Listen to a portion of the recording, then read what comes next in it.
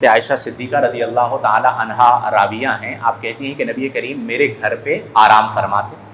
اب گھر میں جیسے بندہ آرام کے لیے لیٹا ہوا ہوتا ہے تو ایک ظاہری اعتبار سے تکلف اس طرح نہیں ہوتا.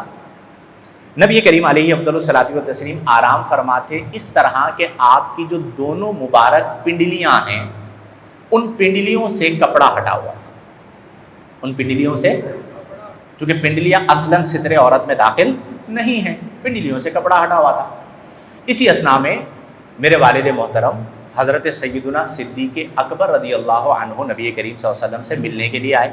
اجازت طلب کی، نبی کریم نے اجازت مرحمت کی، حضرت صدیق اکبر آ کر بیٹھ گئے.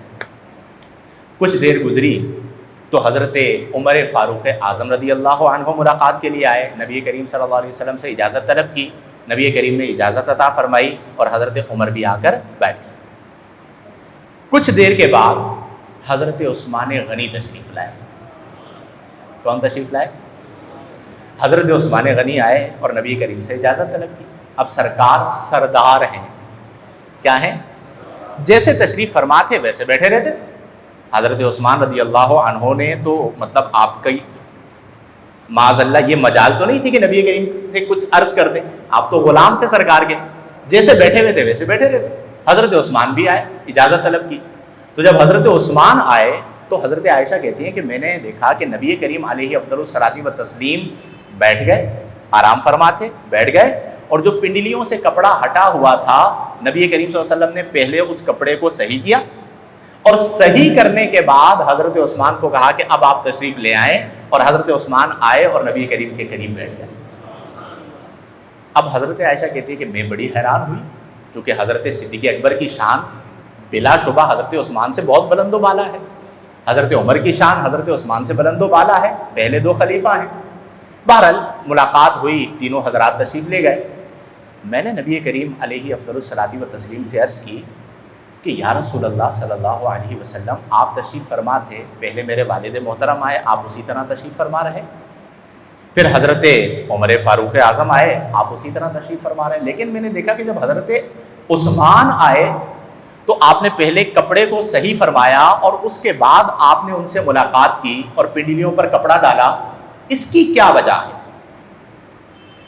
قربان جائیں حضرت عثمان کی عظمت و شان پر کہ نبی کریم علیہ افضل الصلاۃ والتسلیم نے جو جواب دیا وہ آپ کی عظمت کے لیے بہت بلند دلیل ہے. نبی کریم نے فرمایا کہ اے عائشہ، الا استحیی من رجل تستحیی منہ الملائکہ، کہ اے عائشہ میں کیوں نہ اس شخص سے حیا کروں تستحیی منہ الملائکہ، جس سے اللہ کے فرشتے بھی حیا کرتے ہیں. اب آپ سوچیے، اچھا حیا کیوں کرتے ہیں؟ میں اس پہ بڑا عرصہ سوچتا رہا، بڑا عرصہ، کہ نبی کریم صلی اللہ علیہ وسلم سے زیادہ باحیا کون ہوگا، اور نبی کریم کی حیا کا صدقہ حضرت عثمان غنی کو ملا. لیکن آپ کے لیے اسپیشلی نبی کریم نے فرمایا کہ میں، یعنی حضرت عثمان وہ ہے کہ جن سے فرشتے بھی حیا کر رہے ہیں اور رسول اللہ بھی حیا کر رہے ہیں. تو آپ سوچیے کہ کتنا بلند مقام ہوگا. تو میں ایک عرصے تک سوچتا رہا کہ اس میں کون سی بنیادی وجہ ہے کہ فرشتے ان سے حیا کرتے ہیں. تو ایک بات میری نظروں سے گزری ابن عساکر کے حوالے سے، بڑی زبردست کتاب ہے. تو ابن عساکر میں حضرت عثمان غنی نے کچھ اپنی خصوصیات کو بیان فرمایا کہ اللہ نے مجھے یہ وصف عطا فرمایا، اللہ نے مجھے یہ وصف عطا فرمایا. تو ایک وصف حضرت عثمان غنی رضی اللہ عنہ نے یہ بیان فرمایا. اب یہ اس وصف سے پہلے ایک بات یاد رکھیے گا کہ حضرت عثمان غنی جو تھے وہ اپنے زمانے کے انتہائی مالدار شخص تھے. کون تھے؟ انتہائی مالدار شخص تھے.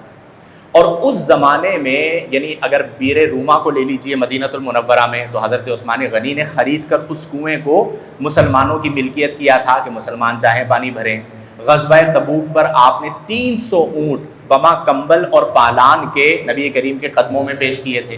اس کے علاوہ جب ضرورت پیش آئی آپ نے خدمت. تو بڑے مالدار تھے. اور زمانہ جاہلیت تھا ابتداءً، اور عربوں میں عیاشی عام تھی. اب بعض اوقات ایسا ہوتا ہے نا کہ بندہ طبعی طور پر عیاش ہوتا ہے، سمجھانے کے لیے بات بتا رہا ہوں، لیکن اس کے پاس پیسہ نہیں ہوتا تو وہ چیزیں نہیں کر پاتا. بعض اوقات ایسا ہوتا ہے کہ وہ تبانہ یاش بھی ہوتا ہے اور ارب پتی بھی ہوتا ہے یا کروڑ پتی بھی ہوتا ہے. تو اکثر آپ نے دیکھا ہوگا کہ ایسے لوگ بڑے بگڑے ہوئے ہوتے ہیں, بدکاری کی طرف, شراب نوشی کی طرف ایسے لوگ چلے جاتے ہیں. حضرت عثمان غنی اپنے زمانے کے وہ فرد ہیں کہ جن کے پاس تمام اسباب ہیں. جن کے پاس کیا ہے؟ مالدار ہیں, ہر طرح کا مال موجود ہے, قریش سے ہیں, خوبصورت ہیں, اثر و رسوخ رکھنے والے ہیں, ہر چیز موجود ہے. کمال یہ ہوتا ہے کہ سارے اسباب ہوں لیکن بندہ پھر بھی اللہ کی بارگاہ میں سجدے میں نظر آئے. تو سارے اسباب موجود تھے. حضرت عثمان کہتے ہیں, جو مجھے بات سمجھ میں آئی کہ آپ کو کیوں اتنی بڑی شان ملی, تو حضرت عثمان غنی ابن عساکر لکھتے ہیں کہ آپ خود فرماتے ہیں کہ اللہ نے مجھ پر یہ فضل فرمایا ہے کہ کبھی میرے دل میں بھی گناہ کرنے کا خیال نہیں آیا. یعنی جن کے دل میں تمام اسباب ہیں, مالدار ہیں, عمرا میں سے ہیں, قریش سے ہیں, زمانہ بہت خراب تھا. آج حالات کتنے خراب ہیں, معاشرہ خراب ہے نا, ہم کہتے ہیں اس زمانے میں کتنا خراب تھا. لوگ شراب ایسے پیتے تھے جیسے پانی پیتے, بدکاری عام تھی, قتل و غارت گری عام تھی, جوا عام تھا, ہر طرح کا گناہ عام تھا. اس پرفتن دور میں بھی حضرت عثمان کہتے ہیں کہ مجھ پر یہ اللہ کا فضل ہے کہ میرے دل میں کبھی گناہ کرنے کا خیال بھی نہیں آیا. تو جب آپ کے دل میں سارے اسباب ہونے کے باوجود گناہ کرنے کا خیال بھی نہیں آیا اور فرشتے یہ سب کچھ دیکھ رہے ہیں, تو اس وجہ سے فرشتے آپ سے حیا کیا کرتے تھے. اور آپ چونکہ طبعاً اس مزاج کے تھے کہ آپ بہت باحیا تھے, بہت شرمیلے تھے, بہت نظریں آپ کی جھکی رہا کرتی تھی, تو آپ کو اللہ نے یہ شان عطا فرمائی کہ نبی کریم صلی اللہ علیہ وسلم نے فرمایا کہ اشد امتی حیاء عثمان بن عفان الا استحیی من رجل تستحیی منہ الملائکہ. میری امت میں سب سے باحیا عثمان ہے اور میں کیوں نہ اس سے حیا کروں جس سے فرشتے حیا کرتے ہیں. تو میرے عزیزو, ایک پیغام یہ ہے کہ آپ احباب اپنے اور اپنے بچوں میں وصف حیا کو پیدا کریں. آج یہ ٹوٹل میڈیا اس مشن پر ہے کہ مسلمان نوجوان نسل سے حیا کو نکال دیں. کس کو نکال دیں؟ اور یہ اس کے اوپر بڑا کام کر رہے ہیں. ہمارا سرمایہ حیا ہے. ہمارا سرمایہ کیا ہے؟ چونکہ دیکھیں, جب بندہ بے حیا ہو جائے, کیا ہو جائے, کئی بار یہ بے حیائی اسے کفر تک لے جاتی ہے. کہاں تک لے جاتی ہے؟ رشتوں کو پامال کروا دیتی ہے. بے حیا ہو گیا, اور حدیث میں فرمایا گیا کہ اذا ذهب الحیا فاصنع ما شئت.